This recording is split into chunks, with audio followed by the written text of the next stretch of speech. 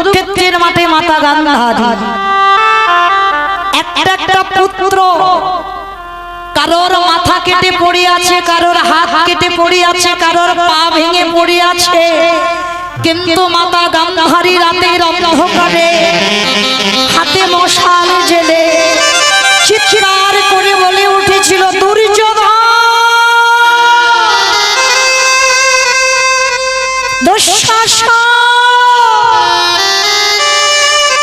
বারবার পুত্রদের ডেকে বেড়াচ্ছে যেন একটা ছেলে আমায় মা বলে ডাকে।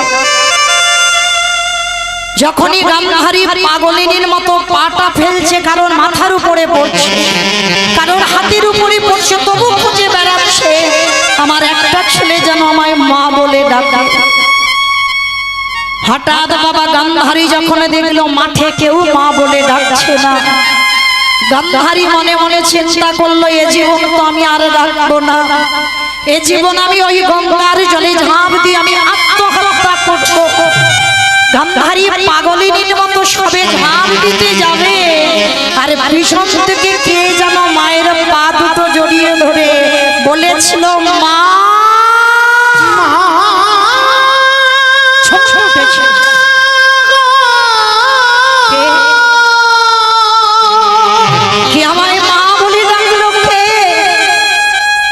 পিছন থেকে তাকিয়ে অন্ধকার তো দেখতে পাচ্ছে না, মশালটা যেই না মুখের কাছে দিয়েছে, দেখে না দুর্যোধন উরুভঙ্গ হয়ে পড়ে আছে।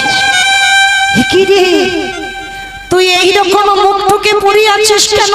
ওঠ বাবা, তুই তো কথা দিয়েছিলিস মা যুদ্ধ করে আমি ঘরে ফিরবো, কিন্তু আজকের মুখটুকে পড়ে আছিস কেন? তোর ভাইরা মা, আমার কোনো ভাই আর বেঁচে নেই। চুপ চুপ কর বাবা, কোনো ভাই বেঁচে নেই, তোর একটা ভাই কোথায় গেল? মা, তুমি তাকে চেনো, তুমি তাকে জানো, তুমি তাকে ভালোবাসো, সেই তোমার ওই ৯৯টা ছেলেকে মেরেছে। খোকা শেখে একবার তুই তার নামটা বল। বলবো মা, বলবো, মরার আগে বলবো বলেই তো এখনো আমি আমার প্রাণটা ধরে রেখেছি। বল বাবা শেখে। জানো মা, ওরা ছিল ৫ জন, আমরা ছিলাম ১০০ জন। দুপক্ষকে খেলাবার জন্য একটা রেফারির প্রয়োজন হয়। কি বাবা আপনারা আমি যদি না বুঝি খেলার কিছু, আপনারা বেশি বোঝেন। খেলাতে গেলে বাবা একটা রেফারির প্রয়োজন হয় না, দু দলের মাঝখানে। তো দুর্যোধন উরুভঙ্গ হয়ে মাকে বলছে, ওরা ছিল ৫ জন, আমরা ছিলাম ১০০ জন, আমাদের দুপক্ষকে খেলাবার জন্য একটা রেফারির প্রয়োজন হয়েছিল মা। কিন্তু জানো মা, ওই রেফারিটা এক পক্ষ হয়ে আর এক পক্ষকে হারিয়ে দিয়েছে। গান্ধারী বলছে, খোকা তুই একবার তার নামটা বল। সবাই বলে বাবা গান্ধারী ভালো নয়। আপনারাও কি মনে করেন গান্ধারী ভালো নয়? ভালো। বারবার চাইছে যে একবারই যেন আমার ছেলে মরার আগে ওই কৃষ্ণ নামটা নিয়ে মরে, যার জন্য বলছে খোকা তুই একবার তার নামটা বল। দুর্যোধন বলছে, মা তুমি তাকে চেনো, তুমি তাকে জানো, তুমি তাকে ভালোবাসো। খোকা আমি বারবার জিজ্ঞাসা করছি, বুঝতে পারছি না, তুই একবার নামটা বল। যেমন বাবা আপনারা সেই যে কৃষ্ণ লীলাতে শোনেননি, বড়াই বুড়ি যখন রাধারানীকে নিয়ে মথুরার হাটে বিক্রি কিনে যাবে, বড়াই বুড়িকে জটিলা কুটিলা বারবার বলেছিল, বউ নিয়ে যাচ্ছিস যা, কিন্তু দেখিস মনে রাখবি যেন তার নাম না করে। তা বুড়ি মা মনে মনে ভাবছে যাবার সময় একবার ওই বাদির মুখ থেকে নামটা শুনে তবে যাব। বুড়ি মা জেনে জানো না জানার ভান করেছিল, বলেছিল না আরে জটিল কার কথা বলছিস, কার নাম? আরে বাবা সেই তার না। আবার বলে তার নাম, নামটা তো বলবি। কেন বলেছিল জানো? কৃষ্ণ নামটা উচ্চারণ করবে, কারণ ওই নাম যদি একবার উচ্চারণ করা যায় তার বাবা সারা জীবনে যত অন্যায় করো না কেন ওই নামে বাবা সব ধুয়ে মুছে নষ্ট হয়। তাই গৌর হরি হরি বল, হরি বল। শেষে বাবা বলতে হলো সেই কৃষ্ণ নাম।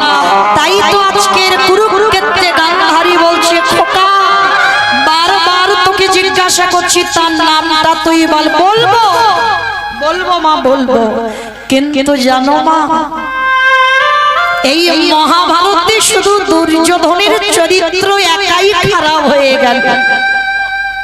ভালো করে বিচার করে দেখো তো মা, মহাভারতে কি শুধু দুর্যোধন একাই খারাপ ছিল আর কি সব ভালো ছিল? সবাই যদি ভালো হতো বলো তো, রাতের অন্ধকারে জঙ্গলে একটা গুরুর মূর্তি তৈরি করে একটা ছেলে অস্ত্রবিদ্যা শিখেছিল। আর আমাদের অস্ত্রগুরু দ্রোণাচার্য যখন পরীক্ষা করে দেখলো অর্জুনের থেকে বড় বীর ওই ছেলেটা হবে, তার জন্য ওই রাতের অন্ধকারে গিয়ে অস্ত্রগুরু দ্রোণাচার্য দক্ষিণাস্বর তার বৃদ্ধ আঙুলটাকে কেটে নিয়েছিল। কে ছিল বাবা নামটা?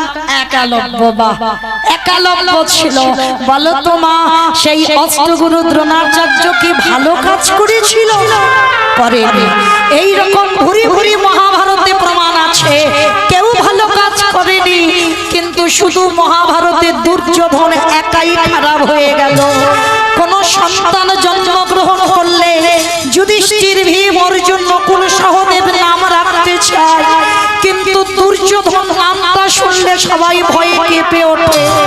বলো তো মা জন্মেই কি সন্তান সব খারাপ পথে যায়? জন্মেই কি সন্তান অমৃত সপুত্রা হয়? জন্মে কোনো সন্তান খারাপ হয় না। এই সমাজ আমাকে খারাপ করেছে। মনে রেখো মা, যে তোমার ৯৯টা প্রদীপ নিভিয়ে দিয়েছে আমিও চলে যাব, কিন্তু মরার আগে আমি বলে যেতে চাই যাকে তুমি ভালোবাসো, যাকে তুমি ভক্তি করো, শ্রদ্ধা করো, সেই তোমার কোল খালি করেছে। গান্ধারী বলছে খোকা তুই একবার নামটা বল। বলবো মা বলবো। এখনো বলতে পারছে না দুর্যোধন, কিন্তু যখন দেখলো আর সময় নেই, দুর্যোধনের মৃত্যু এসে গেছে, সবার শেষে গান্ধারী বলছে খোকা তোকে বলতে হবে না, কিন্তু তুই বাড়িতে চল। মা আর যে আমার বাড়ি যাওয়ার সময় নেই, আর যে আমি বাড়ি যেতে পারি না মা, তবে আমি মরার আগে তোমাকে বলে দিলাম যে তোমার কোল খালি করেছে তাকে তুমি ছেড়ে দেবে না মা। মৃত্যুর সময় তুমি আমাকে কথা দাও তাকে তুমি ছেড়ে দেবে না। খোকা শেখে মৃত্যুর সময় দুর্যোধন বলে গেল যার নাম হলো কৃষ্ণ। চিৎকার করে বলল কৃষ্ণ কৃষ্ণ।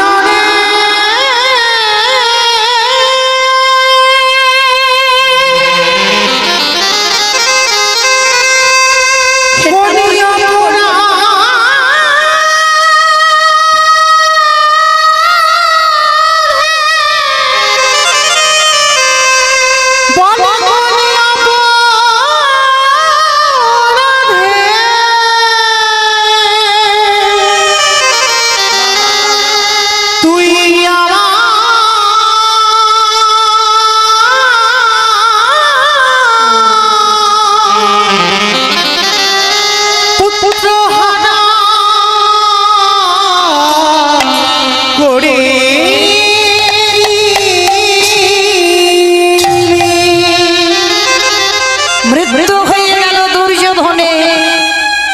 বাবা মা হয়ে চিতা সাজাতে পারে, চিতার কাছে দাঁড়াতে পারে, কিন্তু মা হয়ে কি চিতায় আগুন দিতে পারে?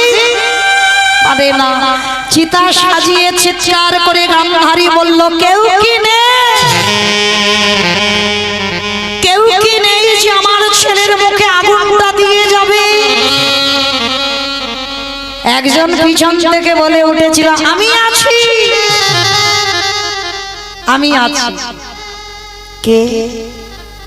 আমি তো কাউকে দেখতে পাচ্ছি না, আমি কণ্ঠ শুনতে পাচ্ছি কিন্তু কাউকে দেখতে পাচ্ছি না। কে? তো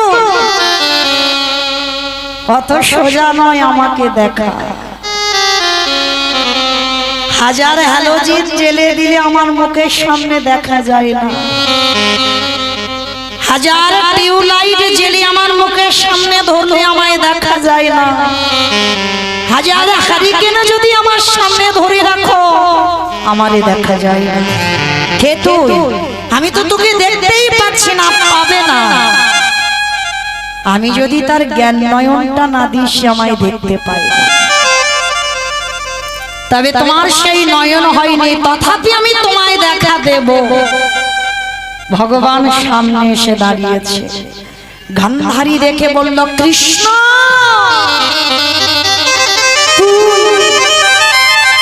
তুই হাসছিস আমায় দেখে? আমি পুত্র হারা জননী, আমার শতপুত্র নিধন করেছি, আর তুই আমাকে দেখে হাসছিস? ভগবান এসে বলল, পিসি কাঁদছো কেন? কেঁদো না, চোরের ধন তো বাদ পারাই নেই। কে বলছে? ভগবান। মৌমিতার কথা নয়। চোরের ধন চোরেই নিয়ে চলে যায়। তুমি ভাবলে কি করে? 100টা ছেলের মৃত্যুর জন্য তো পিসি তুমি দায়ী। কৃষ্ণ আমি ওদের মা। বলে না পিসি, মনে রেখো শুধু ছেলে জন্ম দিলে মা হওয়া যায় না বাবা, তার কর্তব্যগুলো ঠিক ঠিক পালন করতে হয়, তবে তুমি মা হওয়ার যোগ্যতা অর্জন করবে। শুধু সকাল থেকে ছেলের, এখন বাচ্চাদের বাবা কত কেজি স্কুলে বই দেখেছো? সে ছেলের পিঠ যেন পুজো হয়ে যাবে ছোটবেলা থেকে, এত এত বই। তাহলে সন্ধ্যে থেকে মা কোলের কাছে নিয়ে বইগুলো পড়াচ্ছ, কিন্তু আমরা হিন্দু ধর্মের মানুষ, আমরা সনাতন ধর্মের মানুষ, কই একদিনের জন্য একটা লাইন কই আমরা মারা ছেলেদের গীতা পাঠ করাও? কেন করাও না? এত বই পড়াতে পারছ, আর স্নান করে হোক আর সারাদিনে 24 ঘন্টার মধ্যে এক লাইন করে কি গীতা পাঠ করানো যায়? যায়। মনে রেখো মা, শিক্ষাটা বাবা দেবে না, শিক্ষাটা মা দেয়। কেন? বাবা হলো বীজ, মা হলো ক্ষেত্র বা মাটি। যে বীজ বপন করে দিল, মাটি যদি নোনা হয়ে যায়, মাটির ফসলটাই নোনা ধরে যায়। নিতাই গৌর প্রেমানন্দে। মনে রেখো মা, সমাজের শিক্ষা কিন্তু সন্তানের বাবা দেয় না, শিক্ষাটা মাকে দিতে হয়। তাই চরণ ধরি বলে যায়, যদি আমাদের হিন্দু সমাজ বাঁচাতে চাই, তাহলে আমাদের কর্তব্য বই পড়ার পিছনে পিছনে সন্তানদের ছোটবেলা থেকে আধ্যাত্মিক চেতনাগুলো দিতে হবে। ছোটবেলা থেকে ওদেরকে শেখাতে হবে, স্নান করে তুলসী গাছে জল দে, ওদেরকে ছোটবেলা থেকে শেখাতে হবে। ঘুম চোখটা করে সবার প্রথম এই ধরিত্রী মাকে প্রণাম কর। বাবা ঠাকুর যেন কেউ মনে করবেন না যে আমি বড় বড় কথা বলে জ্ঞান দিচ্ছি, না, অপরাধ নেবেন না। আপনাদের চরণের আমি অনেক কনিষ্ঠ, অনেক ক্ষুদ্র, কিন্তু আমাদের সমাজটাকে বাঁচাতে গেলে এই চেতনাগুলো আমাদের দরকার। সবার প্রথমে সকালবেলা প্রত্যেককে বলে যায় আমাদের এই মা ধরিত্রীকে আগে প্রণাম করতে হয়। কেন বললাম? বাবা বিচার করে দেখেন তো, সকাল হলে এই মাটির উপরে আমরা কত মলমূত্র ত্যাগ করি, সকাল হলে এই মাটি খনন করে বীজ রোপণ করে ফসল ফলিয়ে আমরা প্রসাদ পাই, সকাল হলে এই মাটির উপরে কত যানবাহন চলে, কত গাড়ি, কত ট্রেন, ট্রাম, বাস চলে যাচ্ছে এই মাটির উপর দিয়ে। সকাল থেকে আমাদের মাটিতেই তো কর্ম, তাহলে সকালবেলা যদি এই মাকে যদি একবার প্রণাম না করি তাহলে কি বাবা আমাদের এই হিন্দু ধর্মের মানুষ বলে আমাদের মনে হবে? বলেন আমরা মাস গেলে ইলেকট্রিকের বিল কত দিই? ভেবেছেন সূর্যদেব এত আলো দেয়, কই তাকে একবার কৃতজ্ঞতা বা প্রণাম জানিয়েছেন? সকাল সকাল প্রত্যেকটা মানুষের কর্তব্য, যে সূর্যদেব এত আলো দেয় সেই সূর্যদেবকে একটা প্রণাম দিতে হয় সকালবেলা। এই শিক্ষাগুলো বাচ্চাদেরকে দেবেন, কেন? এই শিক্ষাগুলি যদি দিতে পারে সে সন্তান বড় হয়ে কোনোদিন অধর্মের পথে যাবে না। নিতাই গৌর প্রেমানন্দে হরি বল, হরি বল। তাই তো কুরুক্ষেত্রের মাঠে কৃষ্ণ বলছে, পিসি তুমি মা হয়েছো, মার মতো মানো। কৃষ্ণ আমি ওদের জন্ম দিয়েছি, আমি ওদের মা। সবকটা ছেলেকে তুমি চুরি করেছো চালাকি করে। মায়েরা যে যাই করি না কেন একজনের খাতায় হিসাব তো সব পর পর লেখা আছে। হয়তো চুরি করে একটা কর্ম করে নিলে বাবা সেটা কেউ সমাজে জানতে পারলো না, কিন্তু বাবা বিশ্বের স্রষ্টা মালিক ভগবান তার খাতাতে সব জমা পড়ে আছে। মাতা গান্ধারীকে বলছে 100টা ছেলে মরেছে শুধু তোমার পাপের জন্য। পিসি 100টা ছেলে তো সব চুরি করেছিল, অনেক ছেলে তুমি চুরি করেছো। কৃষ্ণ আমি অন্যের ছেলে চুরি করেছি। হ্যাঁ পিসি, তুমি কি মনে করেছো আমার চোখে ফাঁকি দিতে পারবে? মনে করে দেখো তো সেই রাতের কথা, যেই রাত্রিতে দুর্বাসা মুনি গিয়েছিল কুন্তী মার ঘরে। কুন্তী মাকে বলেছিল, মা অনেক দিনের ইচ্ছা তোর বাড়িতে আমি একটু পরমান্ন খেতে চাই। মায়েরা পরমান্ন মানে কি গো? খিচুড়ি। খিচুড়ি পরমান্ন মানে খিচুড়ি, পায়েস মানে খিচুড়ি শুনে যাই, পরমান্ন মানে পায়েস। তা দুর্বাসা মুনি বলেছিল, মা কুন্তী আমি তোর বাড়িতে একটু পরমান্ন মানে পায়েস খেতে চাই, তবে হ্যাঁ যে কোনো পাত্রে নয়, 100টা সোনার পাত্রে আমায় খেতে দিতে হবে। তো মায়েরা এখনকার যা সোনার দাম তখনকার দিনে নয়, অত মূল্য ছিল না, সোনা পাওয়া সোজা। তো অনেক কষ্ট করে কুন্তী জোগাড় করেছিল 99টা সোনার পাত্র, আর একটা পাত্র পাচ্ছে না। তার জন্য কি করেছিল জানো কুন্তী? ওই ফুটন্ত পরমান্ন ফুটছে, নিজের বক্ষের কাপড়টাকে সরিয়ে দিয়ে ওই ফুটন্ত পায়েস নিজের বুকের উপরে ঢেলে দিয়েছিল। আর হৃদয় পাত্রে দিয়ে যেই দুর্বাসার সামনে বসলো, দুর্বাসা দেখা মাত্র চমকে, কি কুন্তী আমি তোকে বলেছি সোনার পাত্রে, হৃদয় পাত্রে বলিনি। বাবা ঠাকুর আমি জোগাড় করেছি 99টা পাত্র, একটা পাই নাই। তাই তো যদি আপনি রেগে যান তার জন্য আমার হৃদয় পাত্র আমি ঢেলে দিলাম, আপনি গ্রহণ করেন। কথাটা শোনা মাত্র বলে উঠেছিল দুর্বাসা, বাহ তোর এত ভক্তি, তোর এত প্রেম, আমি তোকে আশীর্বাদ করব, যা তুই স্নান করে আয়, আর শুদ্ধ বস্ত্র পরিধান করে আমার কাছে বসবি, আমি ধ্যানাযোগে বসবো, আর আমি ধ্যানে বসে যদি তোকে আশীর্বাদ দিই তুই শত পুত্রের জননী হবি হবি হবি। কুন্তী আনন্দে লাফতে গেল কোথায়? স্নানের ঘাটে। আর যেই না স্নানের ঘাটে গেল, আর এই সমস্ত কথাবার্তাটা চুরি করে গান্ধারী শুনে ফেলেছে। মনে মনে চিন্তা করলো, এই তো সুযোগ, এই সুযোগে আমাকে বড়টা চালাকি করে চুরি করতে হবে। এইবার কুন্তির মতো শাড়ি পরেছে, কুন্তির মতো ঘোমটা দিয়েছে। এইবার দুর্বাসা ধ্যানে আছে, বুঝতে পারছে না। যেই মা কাছে এসে বসেছে, দুর্বাসা মাথায় হাত দিয়ে বর দিল, তোকে আমি বর দিলাম মা, তুই শত পুত্রের জননী হবি হবি। আর বরটা নিয়ে গান্ধারী পালিয়ে গেল। আধা ঘন্টা পর কুন্তি এসে বলছে, বাবা ঠাকুর আপনি বর দেবেন বলেছিলেন, দেন। চমকে উঠল দুর্বাসা, অপদার্থ, তোর এত লোভ, তোর এত লালসা, একবার আমার কাছ থেকে বর চেয়ে নিয়ে গেলি, আবার বর চাইছিস। আমি ভেবেছিলাম তুই ভক্তিমতী নারী, কিন্তু এখন দেখলাম তোর অনেকটাই লোভ লালসা। না বাবা ঠাকুর না, এ জীবনে কোনোদিন আমি কারোর সঙ্গে মিথ্যা ছলনা করিনি, এ জীবনে কারোর সঙ্গে আমি ছলনাময়ী হইনি, আর আপনার সঙ্গে তো না।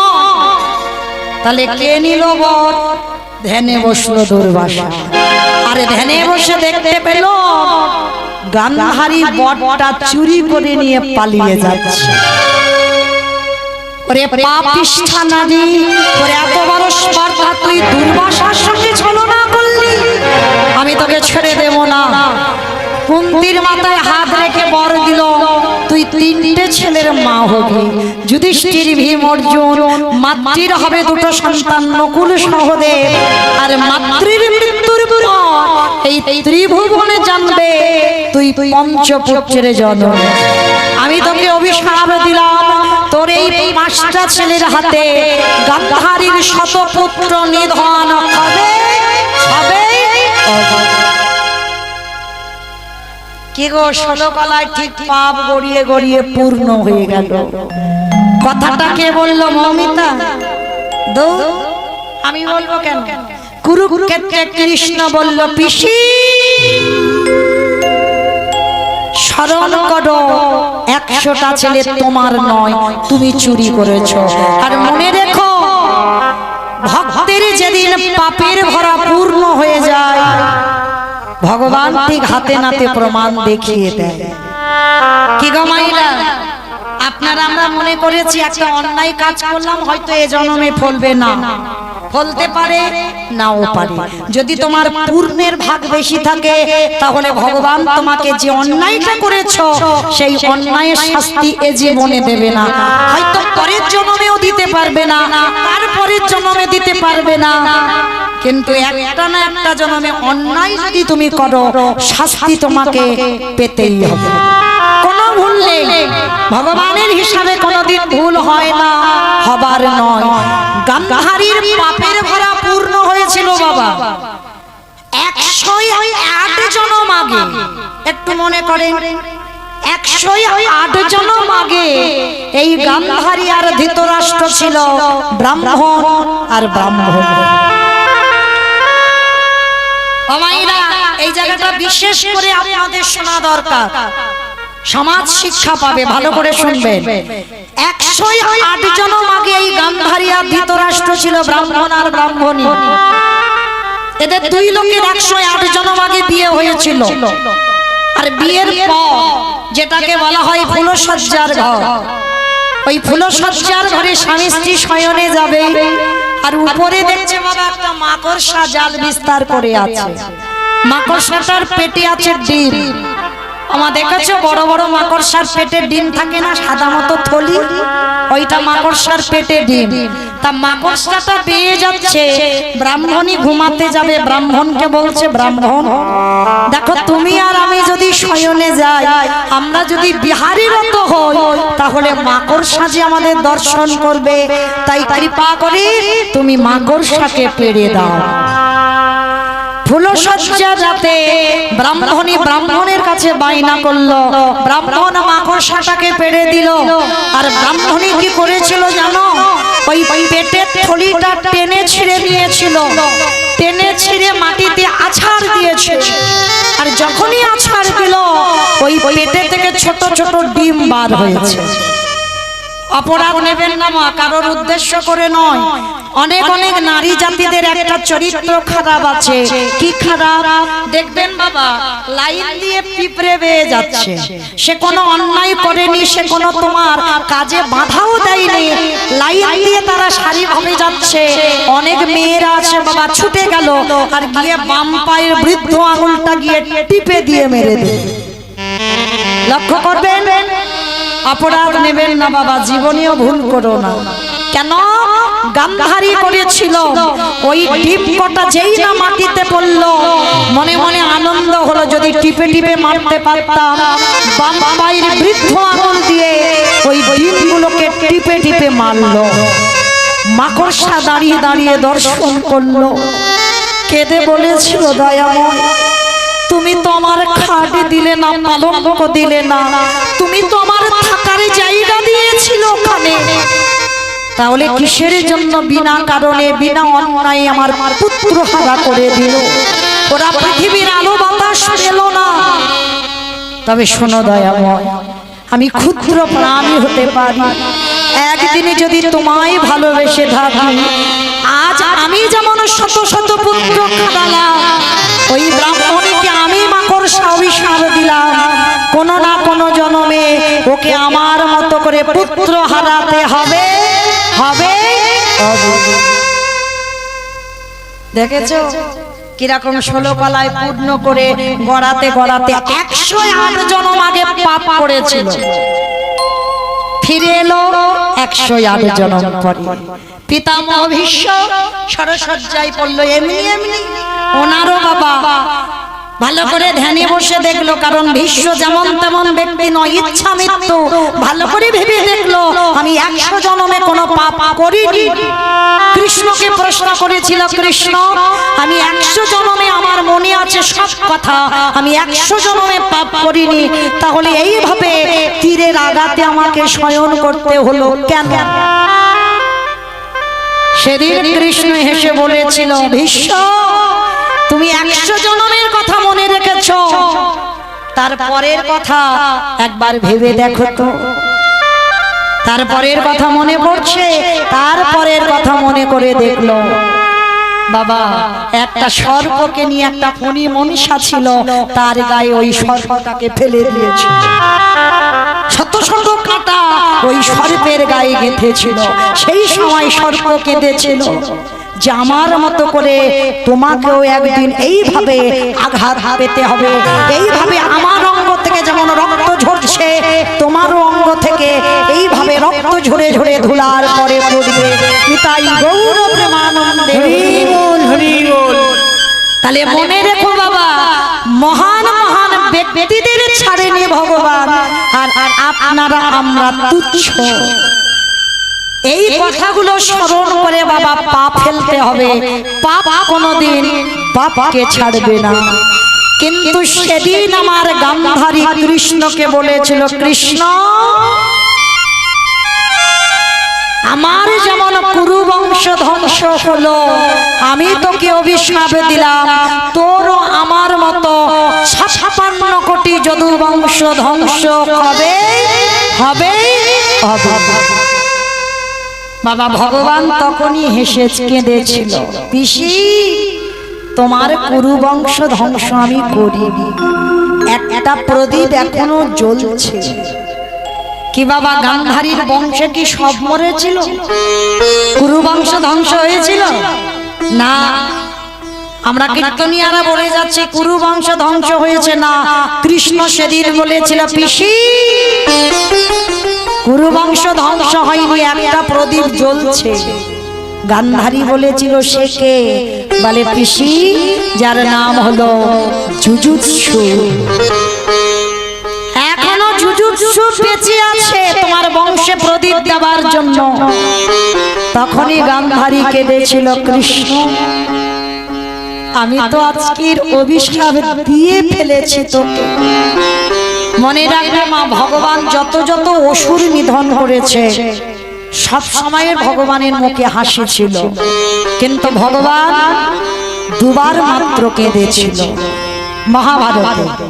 এই জায়গাটা মন দিয়ে শুনবেন, ভগবান মহাভারতে দুবার কেঁদেছিল। কখন? যেদিন বাবা পঞ্চ পাণ্ডব পাশা খেলায় হেরেছিল।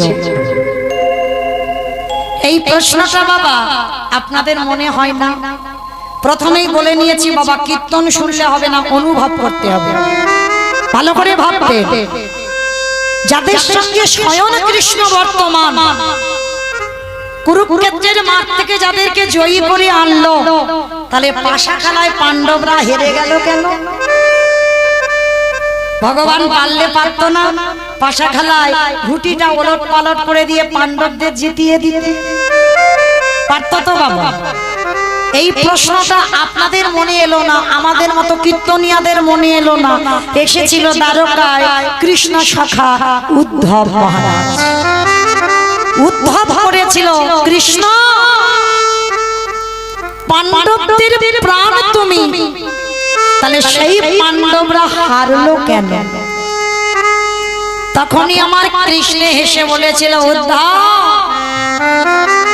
কিছুক্ষণের জন্য তো আমি দুর্যোধনের হয়ে গিয়েছিলাম। সে কি, তুমি পাণ্ডবদের ভালোবেসে কিছুক্ষণের জন্য দুর্যোধনের হইলে? কেন হলে? কেন হলাম জানো? ওই সময়ে দুর্যোধনের সিদ্ধান্তটা ঠিক ছিল। কারণ শত্রু হলেও সিদ্ধান্ত যদি ঠিক নাই, আমি তার পক্ষে থাকি, আর যদি সিদ্ধান্ত ভুল হয় আমি কোনোদিন তার পক্ষে থাকি না। দুর্যোধনের সিদ্ধান্ত ঠিক ছিল। উদ্ধব প্রশ্ন করলো, সখা কি ঠিক ছিল? বলে, শোনো, দুর্যোধন ভালো পাশা খেলা জানতো না বাবা, পাশা খেলায় পারদর্শী ছিল না।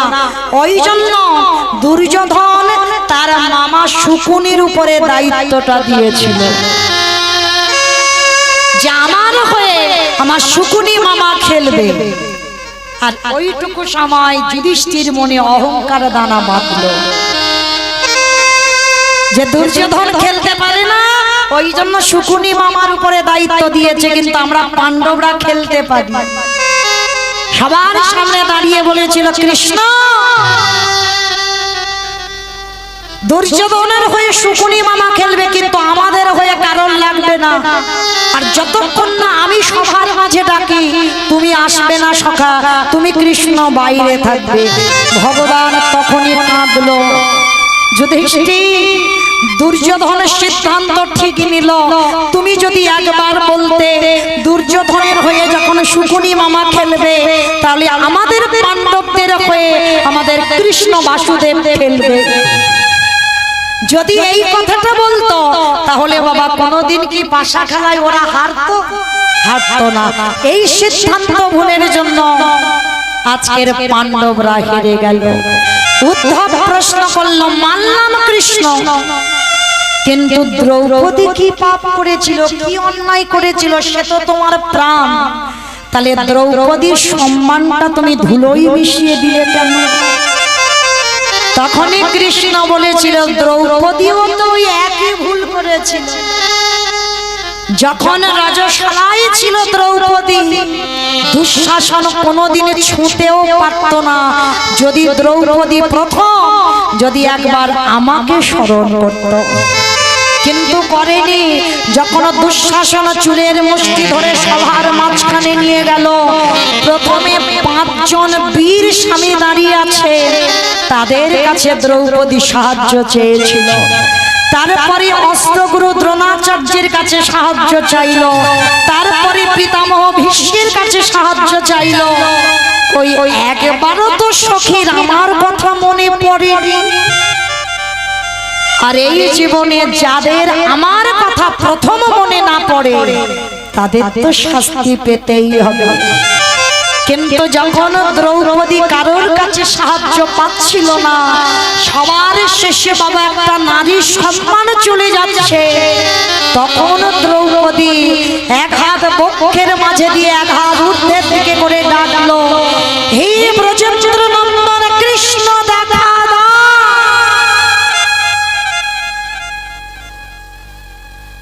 এলো না। হে দ্বারকাধিপতি কৃষ্ণ দেখা দাও। এলো না। হে গোলকপতি কৃষ্ণ দেখা দাও, এলো না। দ্রৌপদী বলল, ও তার মানে তুমিও চাও একটা নারীর সম্মান চলে যায়। যা, তোমার যদি এটাই ইচ্ছা তাই হোক।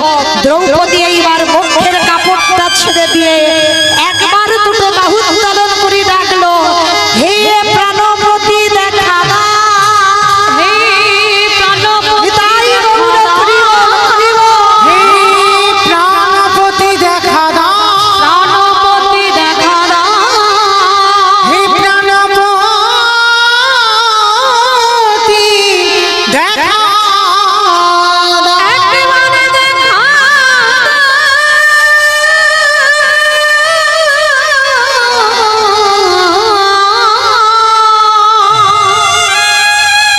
দেখা